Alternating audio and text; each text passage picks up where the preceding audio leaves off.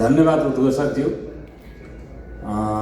सभापतिज्यू र अरू सम्बोधन चाहिँ मैले आनन्द सन्तोषी दाइलाई मात्रै गरेँ, अरूलाई गरिनँ। अब अलिकति मेरो पहिली आयोजकलाई सुझाव, नेपाली कांग्रेसले व्यवस्थापनको सिप सिक्नु पर्यो।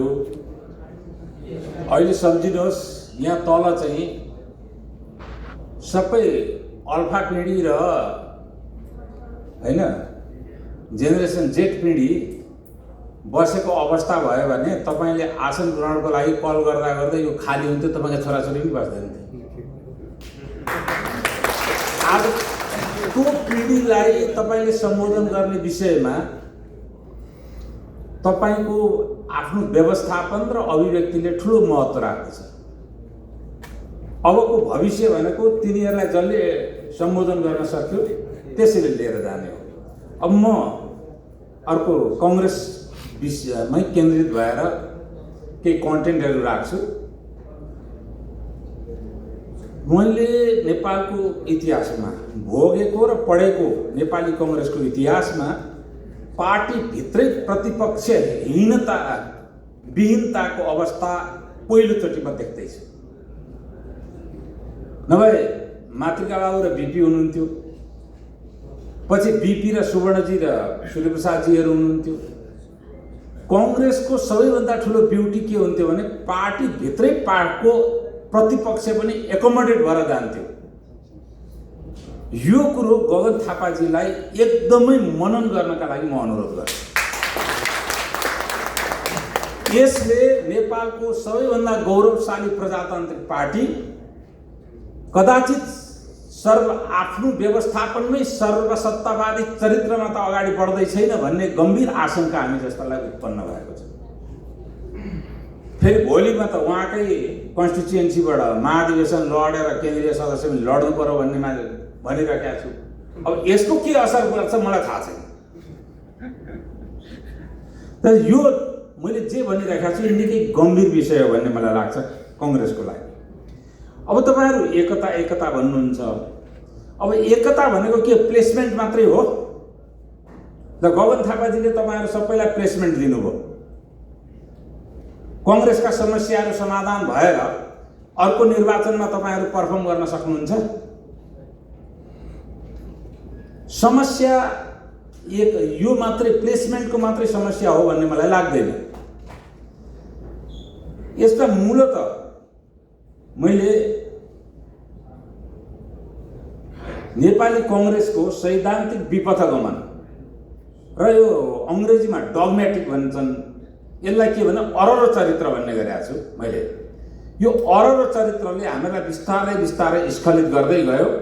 हामी सैद्धान्तिक भावभूमि र सैद्धान्तिक तरिकाले राज्य व्यवस्थापन भन्दा एउटा संगठनको स्ट्रक्चरमा बसेर राज्यको पदाधिकारी हुनेतर्फ हामीहरू जाँदै अगाडि बढ्यौं। जब सिद्धान्त विहीन संगठन तयार हुन्छ त्यो माफियाकरण हुन्छ। मान्नुहोस् नमान्नुहोस् त्यो दुर्गति नेपाली कांग्रेसले विगतमा भोग्यो। अहिलेबाट मलाई अनौठो लाग्छ, यसमा पनि फेरि चित्त दुख्ला सभापतिजी र अरूको पनि। ओलीजी प्रधानमन्त्री हुँदा नेपाली कांग्रेसको परिस्थिति उपकम्युनिस्ट पार्टीको जस्तो भयो। अहिले कदाचित उपराष्ट्रपाको जस्तो भइरहेको देख्छु म। यो मलाई अर्को दुर्भाग्यपूर्ण स्थिति लाग्छ। र कांग्रेस यसले के भने रणनीतिक र सैद्धान्तिक रूपमा गम्भीर रूपमा चुकेको छ भन्ने कुराको इन्डिकेसन हो। यसपालि नेपालको इतिहासमा प्रस्तुत भएका धेरैवटा तोरीलाउरे बजेटमध्ये यसपालि पनि एउटा त्यो बजेट भयो। बजेटमा नेपाली कांग्रेसको निरयता देखेर मलाई दया लागेर आयो पार्लियामेन्टमा। त्यसकारण यो नेपाली कांग्रेसले सैद्धान्तिक रूपमा पहिले आफूलाई करेक्सन गर्नु पर्यो। अहिले तपाईहरुलाई एउटा सल्लाह छ मेरो, गगनजीले प्लेसमेन्ट दिनु भएन, के गर्नुहुन्छ? चिसै पानीले नुहाउने। अब अध्यावधिक त मैले पनि गरेको छु, सबैले गर्नुभएकै होला। एउटै उपाय छ, नेपाली कांग्रेसले वर्तमानसम्ममा यो भाष्य तय नगरेको हुनाले हामीले दुर्गति भोग्यौं।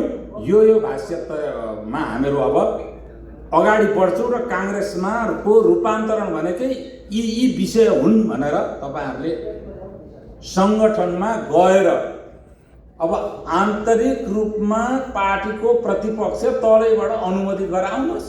त्यो भन्दा अरु विकल्प म देख्दिन। अहिले झगडा गरेर के अर्थ लाग्छ भन्ने मलाई लाग्दैन। पहिलो कुरो, कांग्रेसको सम्पत्ति हिजोको दिनमा दुईटा थियो। एउटा पञ्चायत विरुद्धको संघर्ष, एउटा 7 सालको संघर्ष। त्यो दुईटैलाई अबको हाम्रा छोराछोरी पिढीमा जेनेरेसन जेड अथवा अल्फामा तपाईले भजाउन सक्नुहुन्न। अब तपाईले त्यो पिढीलाई अपिल गर्ने, अब इतिहासले काम गरेको छैन, इतिहासको गर्वले वर्तमानमा पपुलिस्ट कुराको लागि बेच्नलाई अर्कै राजनीतिक शक्ति तयार भएको छ। अब उपरान्त देशको भविष्य नेतृत्व गर्नलाई कांग्रेसले के कुरा भन्ने, केले अपिल गर्ने हो?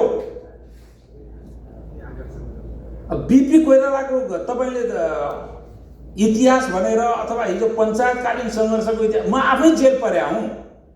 मैले जेल परेको कुरा गरेर मेरै छोरा र छोरीले भोट नदिने भए क्या। अब त्यसकारण भाष्यको राजनीति नेपाली कांग्रेस सुरु गर्नुपर्छ र त्यो भाष्यको राजनीति के हो त्यसलाई लिएर जानुहोस्। तपाईहरु यहाँ आउनुभयो, मेरो अनुजवत मित्र हुनुहुन्छ नेपाली कांग्रेसका हाम्रो नयन सिंहजीहरु। मेरो पनि एउटा आफ्नो समस्या छ व्यक्तिगत। कांग्रेसले विश्लेषक र लेखक भन्ठान्ने, उद्योगपति भन्ठान्ने, अरूले कांग्रेस भन्ठान्ने, मैले आफूले आफूलाई चाहिँ ल्याइदिए कांग्रेस भनेको छु। कांग्रेस होइन भनौँ भने पनि नागरिकता नपाइएला भन्ने डर, हुँ भनौँ भने बाबुले घरभित्र बस्न कहिले दिन्न।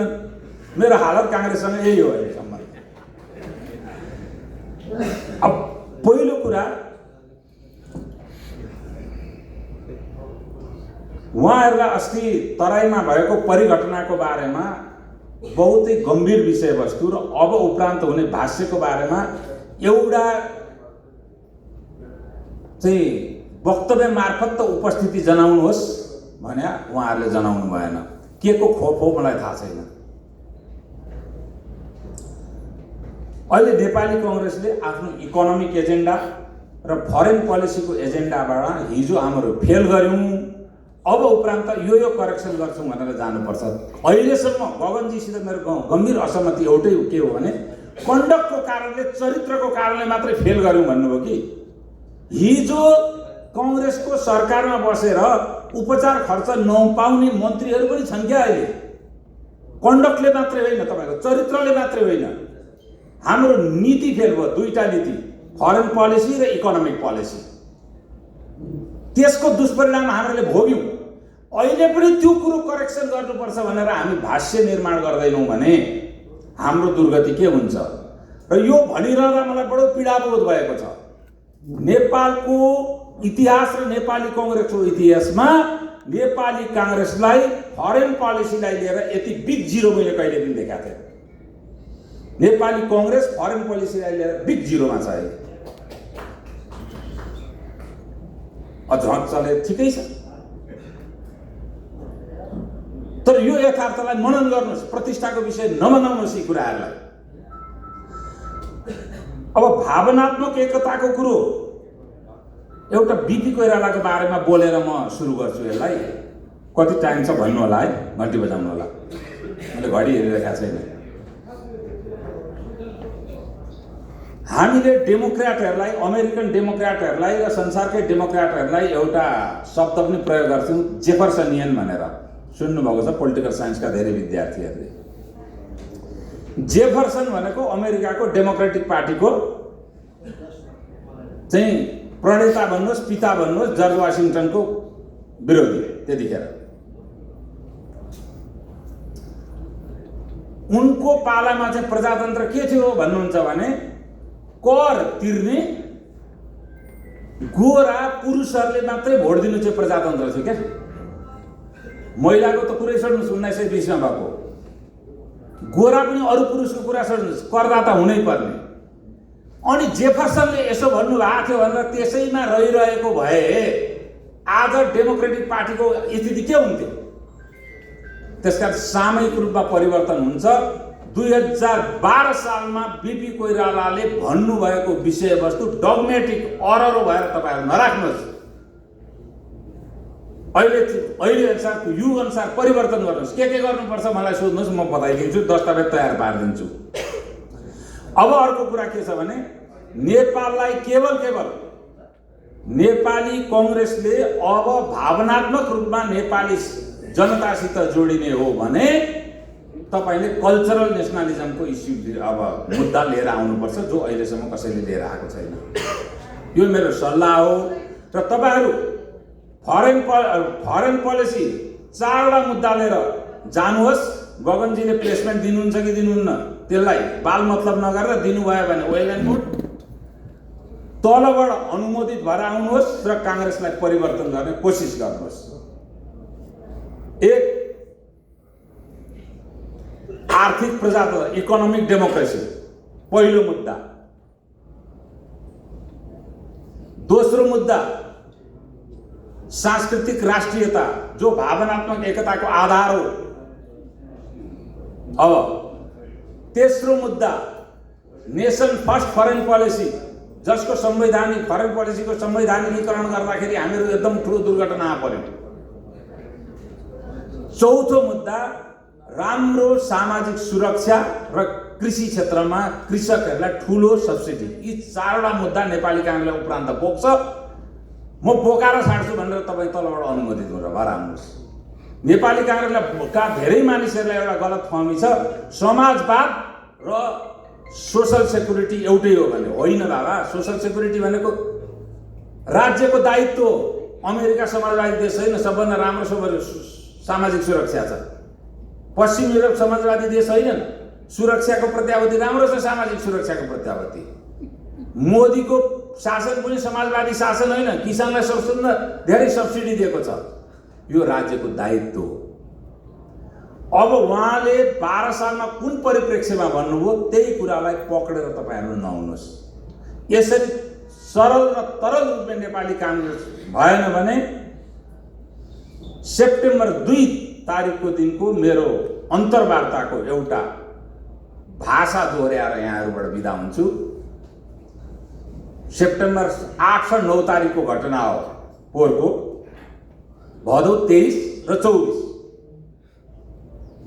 नेपाली कांग्रेसले परराष्ट्र सम्बन्ध सुधार गरेन भने अन्तर्राष्ट्रिय प्रजातान्त्रिक कित्ताका मित्र शक्तिहरूले वैकल्पिक प्रजातान्त्रिक शक्ति नेपालमा निर्माण गर्छन्। पहिलो। दोस्रो कुरो, पश्चिम युरोप, इजरायल, जापान, भारत र अमेरिकासित राम्रो सम्बन्ध नभएको नेपाली कांग्रेसपट्टि फर्केर गलीको कुकुर पनि भुक्दैन। नेपाली कांग्रेसले आफ्नो अन्तर्राष्ट्रिय सम्बन्ध र आफ्नो अन्तर्राष्ट्रिय पुँजी के हो त्यो बुझेर अगाडि नबढ्नाले दुर्गति बेहोरो। फरेन पोलिसीको मानकमा नेपाली कांग्रेसमा अहिले कुनै परिवर्तन आएको छैन र कदाचित अर्को दुर्गतिको पर्खाइ, अर्को दुर्गतिको परिस्थिति, अर्को दुर्गतिको अध्याय यो आँखाले देख्न नपरोस्। त्यहाँभन्दा अरू म केही भन्न सक्दिनँ। धन्यवाद। जय नेपाल। चिटायो।